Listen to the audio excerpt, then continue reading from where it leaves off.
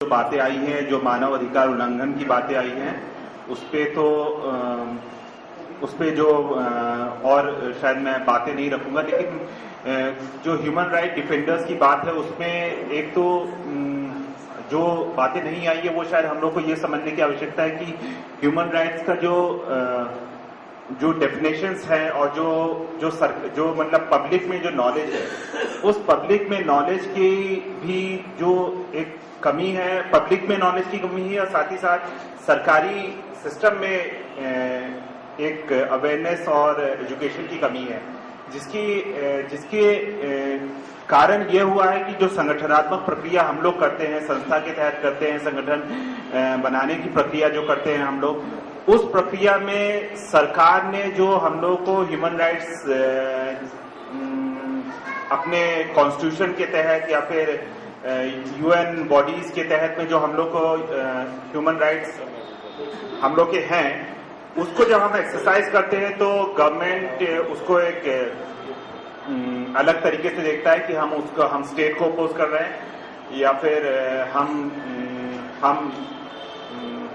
हम सरकार विरोधी हैं या फिर हम एक तरह से नक्सलाइट्स है। तो इस तरह से जो पावर है सरकार की, वो सरकार एक्सरसाइज कर रहा है। और जहां तक हम मतलब एक गीत है जिसमें बोला जाता है कि वो सब कुछ करने को तैयार, सभी अफसर उनके और सभी हथियार उनके। तो क्योंकि गवर्नमेंट के पास में सारे सिस्टम्स है, गवर्नमेंट के ही सारे जो लॉज हैं वो गवर्नमेंट अपनी ओर से इंटरप्रेट कर पाती है। तो इसलिए हम लोग कहीं ना कहीं पब्लिक जो है, जब पब्लिक असर्ट करती है तो वो उस असर्शन में हम लोग को तरह तरह के नाम दिए जाते हैं और वहां पे हम लोग विक्टिमाइज होते हैं, वहां पे हम लोग पे केस ला दिए जाते हैं, वहां पे हम लोग को अरेस्ट किया जाता है, थप्पड़ मारा जाता है कहीं पे अगर माओइस्ट या मार्क्सिस्ट लिटरेचर लेके अगर हम लोग जा रहे हैं, ट्रैवल कर रहे हैं, अपनी ट्रेनिंग्स में यूज कर रहे हैं, तो हमको बोला जाता है कि हम लोग माओवाद को प्रमोट कर रहे हैं, जबकि ऐसी कोई भी गवर्नमेंट का या कहीं पे भी लिखा हुआ ऐसा नहीं है कि माओइस्ट लिटरेचर या मार्क्सिस्ट लिटरेचर किसी भी तरह से इलीगल है या फिर बैन है इंडिया में। लेकिन इस बारे में जजेस को और एडवोकेट्स को, जो भी है, जो गवर्नमेंट सिस्टम है, उसको भी इस बारे में बहुत जागरूकता नहीं है। तो क्या हम लोग एक इस तरह का स्ट्रैटेजी बना सकते हैं? और ये स्ट्रैटेजी शायद हम लोग को मतलब यहाँ पे शायद बहुत एडवोकेट्स हैं और मिडिल क्लास के लोग हैं, एजुकेटेड लोग हैं, क्या हम लोग को भी यह सोचने की आवश्यकता है कि प्रमोशन ऑफ या फिर एजुकेशन ऑफ सर्टेन जो आइडियोलॉजी है वो क्या एक तरह से गवर्नमेंट विरोधी है या स्टेट विरोधी है? तो क्या नक्सलिज्म को अगर हम पढ़ते हैं या फिर हम माओ को पढ़ते हैं या लेनिन को पढ़ते हैं, तो क्या हम लोग स्टेट के विरोध में जा रहे हैं? तो ये हम लोग को पॉलिटिकल साइंस की जो लोग पढ़ रहे हैं उसको हम लोग देखना है क्या उन सब्जेक्ट्स में दिया हुआ है क्या, या फिर जो संस्कृति कर्म हम करते हैं, संस्कृति कर्म में हम लोग जब जागरूकता करते हैं और उस जागरूकता में हम पब्लिक को, हम लोगों को अपने साथ में जब संगठित करते हैं तो उसको इतना संगठित करते हैं कि हम यह बात समझाते हैं कि हम लोगों को अपने अधिकार छीनने चाहिए और हम लोग को जब तक हम लोग अपने अधिकार नहीं छीनेंगे तब तक हम लोग को अपने अधिकार नहीं मिलेंगे। तो क्या यह एक माओवादी या फिर एक नक्सलाइट या फिर मतलब स्टेट विरोधी एक स्टेटमेंट है? इस तरह के डिबेट्स जो हैं शायद मुझे लगता है कि पब्लिक में और आने की आवश्यकता है। तो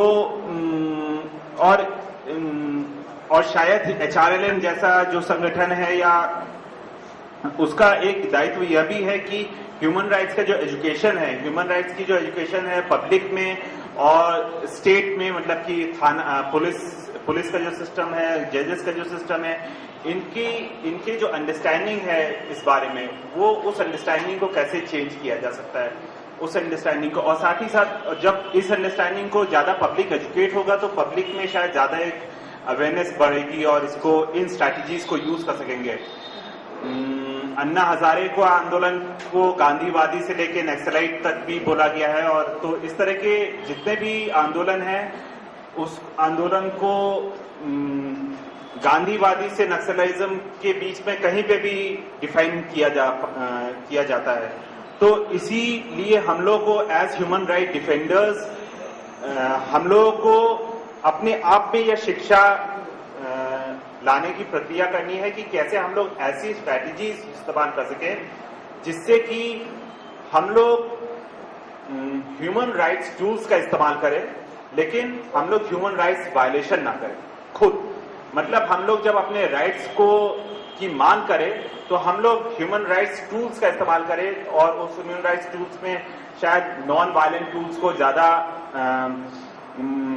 रिकग्निशन दिया गया है गवर्नमेंट में, और कहीं पे भी हम लोग वायलेंस करते तो उसको थोड़ा सा हम लोग गलत पोजीशन में चले जाते हैं। तो इसीलिए इस तरह की जो संगठनात्मक प्रक्रिया है जो हम लोग संस्थाओं में करते हैं, संगठन में करते हैं, पार्टियों में करते हैं, और चाहे हम लोग विस्थापन के विरोध में काम कर रहे हो, चाहे हम लोग किसी अपने मतलब दलित साथी को हक दिलाने के अधिकार की बात कर रहे हो, जहां पे हम लोग दलित साथी को पट्टा देने की बात कर रहे हो, जहां पे आदिवासियों को तो पट्टे पे मतलब की फॉरेस्ट राइट पे ज्यादा अधिकार दिए गए, लेकिन कहीं पे दलितों को नहीं मिल रहा होगा। तो इस तरह से कई केसेस है जहां पे हम लोग को जब स्ट्रैटेजीज भी इस्तेमाल करनी है, वो उन स्ट्रैटेजीज को हम लोग को अपने संगठनों में डिस्कस करना है, और उस संगठनों में डिस्कस करते हुए हम लोग को ये हर समय नापते तौलते रहना है कि क्या हम लोग किसी भी तरह से स्टेट के निशाने पे आने वाले हैं। मैं बस यही एक प्रिकॉशन की बात है जो मुझे मैं डायरेक्टली मूवमेंट में नहीं हूं, और डायरेक्टली मैं किसी मूवमेंट के साथ बहुत ही क्लोजली काम नहीं किया हूं, लेकिन सभी मूवमेंट्स के साथ जो साथी लोग हैं वे साथी लोग मेरे बहुत प्रिय मित्र हैं, और उनके साथ लंच होते हैं, उनके साथ ड्रिंक्स होते हैं, उनके साथ घूमते फिरते हैं, सभी कुछ करते हैं।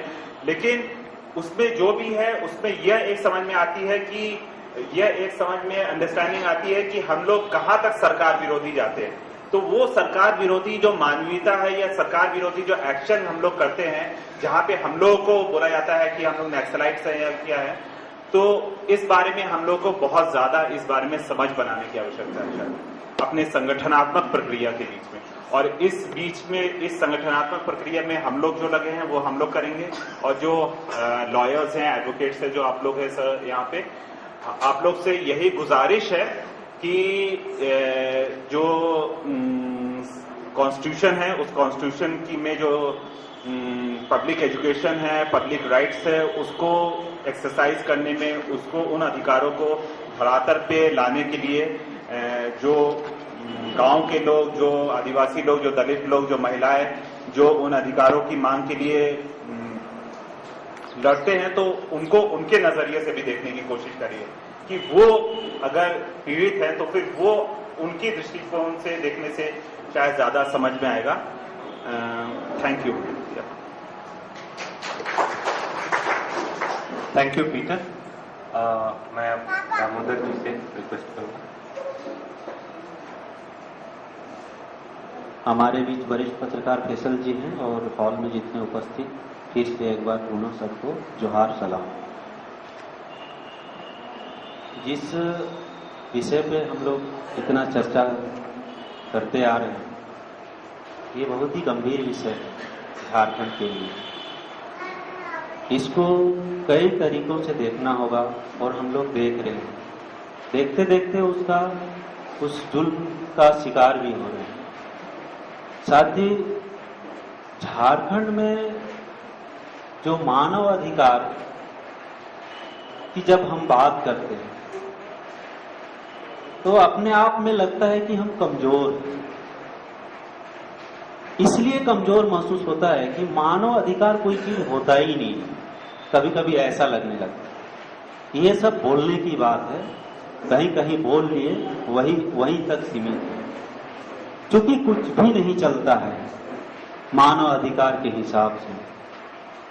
आप भारत के संविधान और नागरिक अधिकार का ही बात लें। आज बताया जा रहा है कि 6000 निहत्थे लोग झारखंड के जेलों में बंद हैं और मानव अधिकार संगठन जान रहे हैं, हम लोग लड़ भी रहे हैं उनके रिहा के लिए, लेकिन कोई सुनवाई नहीं। सरकार में शायद कुछ इसका असर भी नहीं हो रहा है, जैसा मुझे लगता है। ऐसे तो बहुत उदाहरण है, सैकड़ों उदाहरण है मेरे पास, जिसका मैं फैक्ट जानता हूं, लेकिन 2-4 उदाहरण बताऊंगा जो रांची के बुद्धिजीवियों के साथ मिलकर के हम लोगों ने फैक्ट फाइंडिंग किया है। खास करके ऑपरेशन ग्रीन हंट शुरू होने के बाद लातेहार में जसिंता देवी की घटना, जंगल के किनारे की गांव है, बहुत लोग जानते हैं, और वहां रात में 6-6:30 बजे या लगभग 7 बजे के टाइम मुठभेड़ होता है। मुठभेड़ के बाद जंगल की ओर माओवादी चले जाते हैं। वहां से लौटने के क्रम में उस गांव में पुलिस लोग आते हैं और वहां जसिंता देवी के घर को खोलवाते हैं। बोलता है, वो लोग डर से नहीं खोलता है, बाद में बोलता है खोलो नहीं तो आग लगा देंगे। सारे लोग डर से खोल देते हैं, घर खोल देते हैं, बाहर आते हैं। जब बाहर आ जाते हैं सारे लोग, महिला पुरुष सब, उसके बाद वो कहते हैं, पुलिस वाले लोग कहते हैं कि और कोई घर में है क्या? तो बोला हाँ है, और एक है जो मेरा चरवाहा है, जो चरवाहा का काम करता है, मेरा पशु का देखभाल करता है, बैल बकरी का। तो जसिंता देवी उसको बोला, उसको भी बाहर लाओ, जसिंता देवी को, पुलिस वाले। जब उसको लाने के लिए जसिंता देवी जब चरवाहा को अंदर से बाहर ले आ रहा है आंगन में, जैसे ही आंगन के दरवाजा के सामने आता है, पुलिस उधर से गोली चला देता है और वहीं जसिंता देवी स्पॉट मर जाती है। और पूरन सिंह चरवाहा को इस यहाँ पे गोली लगता है, जो हम लोग जाके सदर अस्पताल में मिले उनसे। तो ये गुस्सा, जो माओवादियों की गुस्सा, वो किस तरह आके द्वेष में आके एक जसिंता देवी को मार देती है। और उसको बताया जाता है कि क्रॉस फायरिंग में उनको गोली लगी। और उसका क्या था कि उस पर आरोप लगाया कि ये नक्सली लोग यहाँ आते थे, खाना पानी देते थे। अब सवाल है, गांव में ऐसी भी परंपरा रही है, गांव में अगर कोई जाए पानी मांगे, देगा कि नहीं देगा? हम आपके गांव में चले गए, पानी मांगे, देंगे कि नहीं? पुलिस वाला गया, देगा कि नहीं? माओवादी गया, देगा कि नहीं? देना ही है, देता ही है। जब पुलिस वाले लोग राइफल दे रहे हैं उनको, तो गांव वाले लोग तो पानी पिला रहे हैं। माओवादी के पास जितने राइफल्स आए हैं, पुलिस से आए हैं, थाना में इनकाउंटर करके लिए हैं, उनसे जब्त करके लिए हैं। लेकिन ये है हमारे लोग जो झेल रहे हैं। एतवा सिंह मुंडा है, जो हम लोग 4-5 देखे, वो फर्जी इनकाउंटर ही था। और जो झूठा मुकदमा का सिलसिला है, तो हम लोग का गिरफ्तारी जब 24 जून 2008 को होती है, उस दिन मेरे साथ हराधन मार्टी चौका चांडिल का था, एक छात्र ने यहाँ रांची में एडमिशन लेने के लिए आया था, एक वो था, और एक सांस्कृतिक कर्मी प्रकाश हंसदा आया हुआ। प्रकाश, हम लोग चारों खाना बनाने की तैयारी में थे, पुलिस वहां गई और प्रकाश को सीधे बोल रहा है कि तुम्हारा बैग कहाँ है? उसके साथ बैग था ही नहीं, वो ऐसे ही आया। मतलब उससे वो प्रोग्राम था सांस्कृतिक कर्मी के बारे में, वो प्रोग्राम के बारे में बात करके सुबह उसको निकल जाना था, उसका बैग नहीं। अब बोल रहा है बैग नहीं है तो हथियार तुमने कहाँ रखा? अब हथियार का कोई सवाल ही नहीं है। ऐसे करके वहीं से 3rd डिग्री शुरू किया सबों के साथ और ले गया। मीडिया में जो देता है कि डोरंडा में रह रहे 4 नक्सली को हम लोग पकड़े, वो प्रेस कॉन्फ्रेंस कर दिया 3rd डिग्री करने के बाद। उसमें बताया गया कि इसके पास से नक्सली साहित्य मिला, जबकि नक्सल संबंधित एक ऊर्जा भी हम लोग के पास नहीं था। उनके साहित्य दिखाए गए। पुलिस के पास जब्त किया हुआ इतने नक्सली साहित्य है कि किसी को किसी भी टाइम में अरेस्ट करके आपको बता सकता है कि इनके पॉकेट से, इनके रूम से ये साहित्य मिला, और आपको नक्सली बता देगा। अब उसमें इतना ही नहीं हुआ, उस दिन कुछ क्रिमिनल्स को, कुछ चोर को पकड़े थे, उनसे हथियार भी बरामद हुए थे। मैं थोड़ा अखबार वाले के लिए बात कर रहा हूं। इसी तरह एमएस भाटिया एसपी थे, हम लोग पीछे खड़ा हैं, उन्होंने प्रेस को संबोधित कर रहे हैं, इधर दिखा रहे हैं कि ये नक्सल लोगों से जो मिला है ये नक्सली साहित्य है, और ये जो क्रिमिनल लोग, चोर लोग हैं जिनका रिवॉल्वर और गोली है। अब पेपर वाले क्या किए, जितना रिवॉल्वर और गोली सब नक्सली को दिखा दिए और चोर को बना दिए नक्सली और नक्सली को चोर, मतलब मान भी लिया जाए तो। इसलिए और लिखे क्या कि ये सारे नक्सल है। नक्सल तब हम होंगे जब कोर्ट हमें साबित करेगा तब ना। तो पेपर वाले एक कदम आगे बढ़ के करते हैं। सेम जीतन की घटना उसी तरह है। जन कलाकार जीतन मरांडी के बारे में यही हुआ, जो अभी हाईकोर्ट से वाइजत बरी हुए। गोली चलती है, कहीं घटना हो जाती है। अब होता है कि जीतन मरांडी नामक आदमी ने गोली वहां चलाया, ये कहना है तो कोई जरूरी नहीं है कि दामोदर नामक गोली चलाया तो दामोदर ही होगा। अखबार वाले ने फोटो लगा दिया इस जीतन का, जिसका परिणाम आज वो जेल के अंदर है। अच्छा, केस का झूठ का इतना पुलिंदा है। जीतन मरांडी एक टाइम में बेऊर जेल में था, उस टाइम में बेऊर जेल के समय का केस लगा दिया अभी गिरिडीह में। तो एक आदमी जेल में भी रह सकता है और फिर घटना का इंजाम भी दे सकता है। इस तरह का झूठा केस है। दूसरा, एक राजनीतिक बंदी को लेकर के, जो हम लोग बंदी का सवाल हम लोग आज कल से यहाँ चर्चा कर रहे हैं। बंदियों को सुविधा की मांग को लेकर के मुख्यमंत्री आवास के समक्ष घेराव था, नहीं मुख्यमंत्री के पास घेराव था। वहां पर मीटिंग हुए, बंदियों की बोले कि जो मैनुअल है उसको देना चाहिए बंदी को। अब उस पर केस लग गया, उसमें जीतन मरांडी भी। अब ऐसे लोगों पर भी उनमें केस लगा जो उस मीटिंग में थे ही नहीं और भाषण दिया ही नहीं। अब बताइए, जो आदमी वहां आया नहीं, भाषण नहीं दिया, उस पर भी त्रिदीप घोष है, मतलब वहां भाषण भी नहीं दिए, नहीं गए, उन पर भी वही धारा लगा जो सेम धारा भाषण देने वालों के पास लगा। तो इस तरह झूठ का केस बन रहा है। जो हमारे साथ स्टूडेंट आए थे एडमिशन लेने के लिए, जो मुझ पर धारा लगा उस पर भी वही धारा लगा, उसका सर्टिफिकेट भी नहीं मिला आज तक। बोरिया बिस्तर सब बांध के, जितना विस्थापन के सवाल पे जितना भी डॉक्यूमेंट था, पुलिस वाले उठा के ले गए, उसमें सर्टिफिकेट भी ले गए, आज तक नहीं मिला।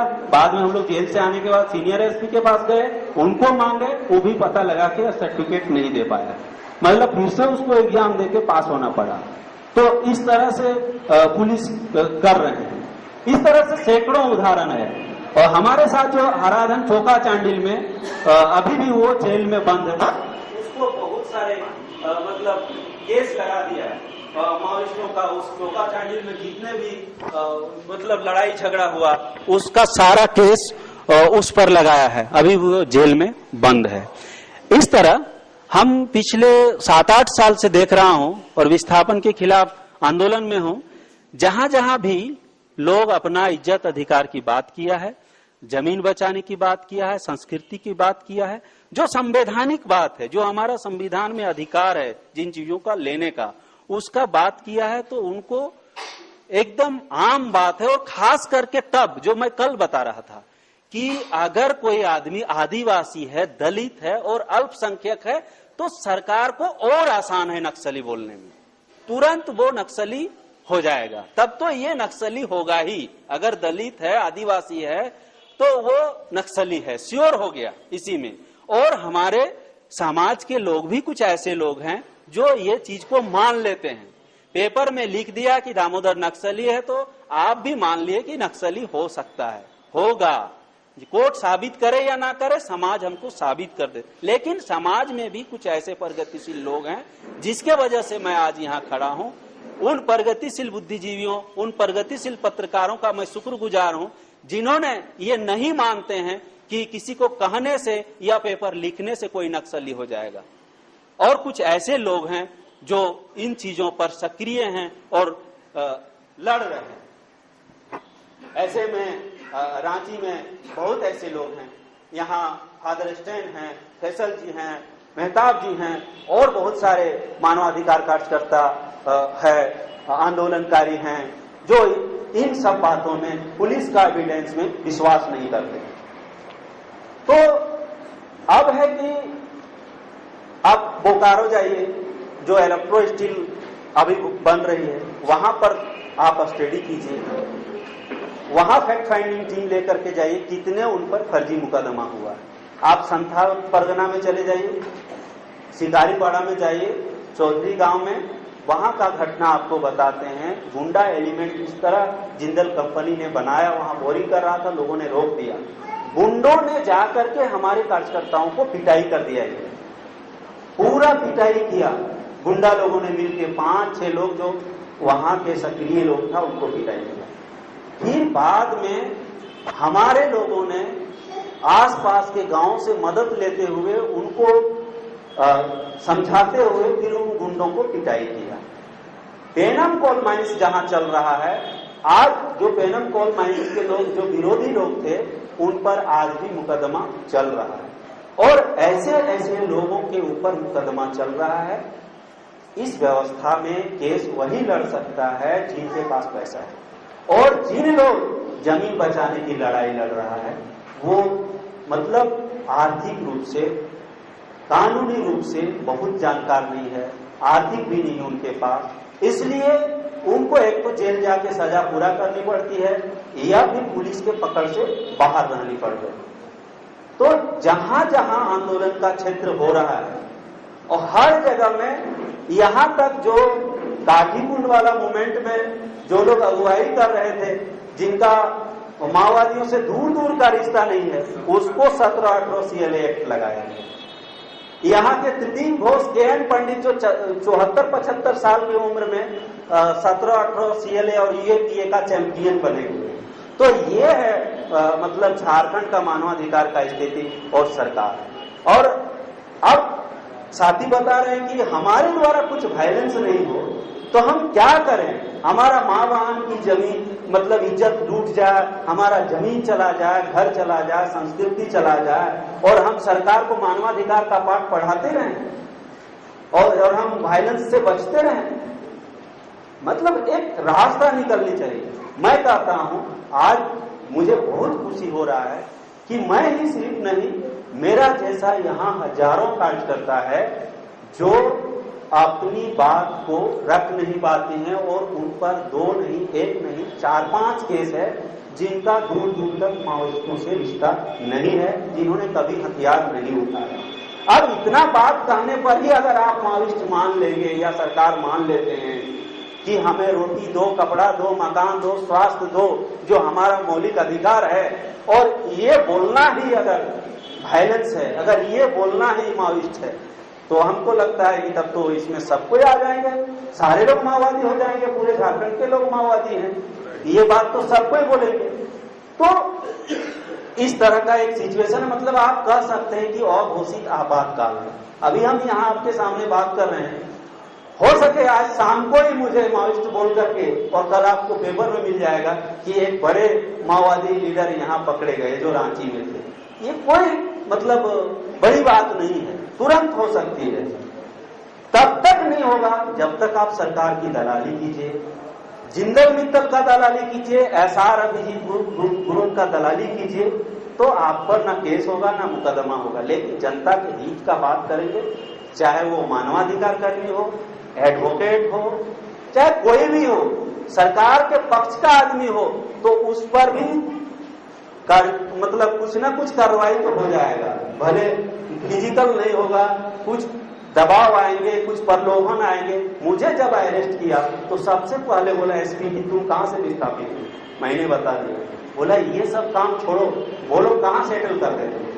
हम बोले हमको कहां सेटल कर रहे हैं, आप बोकारो के विस्थापितों को और HEC के विस्थापितों को सेटल करो ना, हमको सेटल करने की जरूरत नहीं है, मैं खुद सेटल हूं। तो ये है तरीका। आप अगर आंदोलन के खिलाफ जाएंगे तो ये नहीं कि सिर्फ डंडा बरसेगा, आपको सेटल नहीं करने जानते। आज जीतन के साथ भी वही बात, जीतन अभी तक बाहर होता लेकिन सेटल नहीं हो रहा है। वो जनता के साथ सेटल है। सरकार कहती मेरे साथ तुम सेटल हो जाओ ना, तुमको हम अभी निकाल देंगे, ले लो दिल्ली में फ्लैट, कलकत्ता में ले लो, मुंबई में ले लो, जहां सेटल है, गाना गाओ, गीत गाओ, सब कुछ करो, रांची में ले लो, जहां तुम रहो। तब है कि हम जो लोग हैं सचमुच में अगर जनता के इशू में सक्रिय हैं, जनता की अधिकार की बात करते हैं, मानव अधिकार की बात करते हैं, शोषण दमन के खिलाफ अगर हम बात करते हैं, तो हमको एक डिसीजन करना होगा कि हम जनता के साथ सेटल रहें या सरकार के साथ सेटल। सरकार के साथ सेटल का मतलब है आप जिंदल मित्तल के साथ सेटल हो जाइए और पूरा आपके घर द्वार बिखर जाएंगे, समाज बिखर जाएंगे और आप सेटल रहिए। तो ऐसी स्थिति है। मैं तो एक छोटी सी आदमी हूँ। हमारे फैसलदा ने बता दिया कि फादर स्ट्रेंज जैसे हस्ती और केडी सिंह जैसे हस्ती, के एन पंडित जैसे हस्ती को माओवादी बता रहे हैं, तो हमारे बारे में तो कहना ही नहीं है। हमको तो कभी भी पकड़ के ले जा सकते हैं, मैं ये मान के चलता हूँ। लेकिन सच्चाई क्या है, लोगों के बीच क्या करते हैं, विस्थापन के खिलाफ करो भाई। कहीं अगर रांची में किसी के साथ छेड़खानी हो गया, किसी के साथ अत्याचार हो गया, चलिए अल्बर्ट एक्का चौक में पुतला जलाइए, चलिए धरना कीजिए। ये करेंगे तो एक दिन तो मेरे बारे में ही पेपर में लिख दिया कि माओइस्ट सपोर्टर। मतलब आप न्यूनतम जनवादी अधिकार के मांग करेंगे तो आप माओइस्ट सपोर्टर हैं। इनको एक अच्छा बहाना है। तो इस तरह से हमारे बहुत से साथी हैं यहाँ उपस्थित हैं। नरेश राम जी ये बोलबम जा रहे थे, इनको भोला बाबा भी नहीं बचा पाए। ट्रेन से उतार के, नरेश राम गढ़वा से हैं, ट्रेन से उतार लिया। ये बोलबम देवघर जा रहे थे, बाबा का दर्शन कर लीजिए, बाबा भी काम नहीं आए। पुलिस ने उतार के इन पर 3 मुकदमा लगाया, वो भी ब्लास्ट का, ऐसा तैसा मुकदमा नहीं। इनका काम था ऑपरेशन ग्रीन हंट में जो जसिंता देवी के साथ हुआ, इन बातों को आके रांची के बुद्धिजीवियों को बताया। ऑपरेशन ग्रीन हंट के खिलाफ एक कमेटी बनी थी, उसमें रैली प्रदर्शन धरना में गढ़वा से आने लगे, तो इनको भोला बाबा भी काम नहीं आया और 9 महीना जेल में, हाईकोर्ट से बेल पर अभी रिहा। तो ये झारखंड की मतलब हालात। तो एक ऐसी परिस्थिति में हम लोग हैं। इस परिस्थिति से निकलने के लिए आप सभी प्रबुद्ध जनों से मेरा रिक्वेस्ट होगा कि एक टीम बना करके हम लोग मतलब जहां जहां मूवमेंट का क्षेत्र है, और हम लोग तो उसका पॉइंट आउट कर ही सकते हैं, उस क्षेत्र में जो झूठा मुकदमा लगे हैं और जो फैक्ट इनकाउंटर में लोग मारे गए हैं, उस क्षेत्र में HRLM के तरफ से हम लोग को जाकर के मतलब फैक्ट इकट्ठा करना चाहिए। उनके कितने केस हैं, किस तरीके से वो क्या कर रहे थे, उसका बैकग्राउंड क्या है, क्यों केस लगा, तो हमको मतलब साफ हो जाएगा स्थिति कि हम किस तरह हम झारखंडी लोग किस तरह हम राज्य दमन के शिकार हैं और राज्य हमको नक्सली बताकर प्रताड़ित कर रहा है। और मतलब आप एक ये भी प्रचार है, मुझे इसलिए हमेशा नक्सली सपोर्टर बोल के बताया जा रहा है कि हमारा बात आप नहीं माने। मेरा काम यह है कि गांव के फैक्ट उठा के मैं फादर स्टेन को बता देता हूँ, मैं PUCL को बता देता हूँ, मैं फैसलदा को बता देता हूँ। मेरा गलती यही है कि गांव में ये हो रहा है। तो वो ये चाहते हैं कि इनको बुद्धिजीवियों से अलग करें, समाज से अलग करें, इनके बात में लोग विश्वास नहीं करें। भाई आप गोली चलाने बंद कर दो, मैं कुछ भी नहीं बताऊंगा, आप फर्जी लोगों को अरेस्ट करने बंद कर दो, मैं कुछ भी नहीं बोलूंगा। ये बात है। अगर मान लिया जाए कि कोई माओवादी है तो आप उसका कोर्ट में प्रोसेस चलाइएगा ना, कि सीधा जाके ठोक दीजिएगा कि माओवादी है, यहाँ आकर के बैठा हुआ है तो गोली मार दो। ऐसा तो कहीं IPC में नहीं है कि आप कोई आतंकवादी है तो सीधे ठोक दो। इसी शर्त पर ठोक सकते हो जब वो भी डिफेंस के लिए तैयार है, उसके पास वो भी हथियार बंद है। नहीं सिविल में कहीं जाके घूम रहा है, उसको आप ठोक करके बोलेगा माओवादी है, तो ऐसा तो हमारे संविधान में नहीं है। ये बात को भी हम लोग को सोचना चाहिए। माओवादी है, पकड़ के आप जेल में डालो, हम नहीं मना करते हैं, उस पर चलाइए। तो ये सब नहीं हो रहा, तो ये सब कोशिश करना चाहिए। पहले तो हम लोग को जो निहत्थे लोग हैं, जो गांधीवादी तरीके से आंदोलन कर रहे हैं, जो लोग आपका विस्थापन के खिलाफ में मानव अधिकार का जो हनन हो रहा है उसको लेकर के जो आंदोलनरत है, जो जल जंगल जमीन बचाने के आंदोलन कर रहे हैं, जो रोटी कपड़ा मकान आवास के लिए आंदोलन कर रहे हैं, यहाँ तो लाठी चार्ज होता है पारा टीचर पर, उनकी मौत हो जाती है। तो अब वो बताइए पारा टीचर कब हथियार उठा ली जो आप उसको इतना लाठी चार्ज खींच के मारे गए। तो इस तरह का एक सिचुएशन, इस सिचुएशन से निकलने के लिए हम लोग को थोड़ा ग्राउंड में जाना चाहिए एक टीम के रूप में और अध्ययन करने की जरूरत है और उस बात को हमको मतलब यहाँ लाके प्रचार करने की जरूरत है, दिल्ली में प्रचार करने की जरूरत है। तो इससे क्या होगा कि झारखंड में क्या चल रहा है पूरा देश के लोग जाने और समझे कि किस तरह वहाँ जिंदल मित्तल जाने से लोगों का मानव अधिकार का हनन हो रहा है, लोग उत्पीड़ित है और उनका सारे अधिकार छीन लिए गए हैं और घोषित आपातकाल है। इससे निकलने के लिए हम सभी साथियों को ही मेहनत करना पड़ेगा, तभी हम लोगों को बचा पाएंगे और खुद भी सुरक्षित हो पाएंगे। धन्यवाद। धन्यवाद।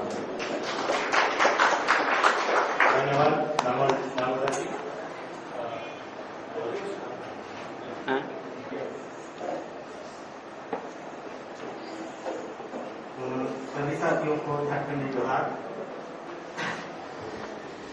मुझे 15 अगस्त 2010 को गिरफ्तार किया गया था। मैं ऑपरेशन ग्रीन धन के खिलाफ में एस एन स्वामी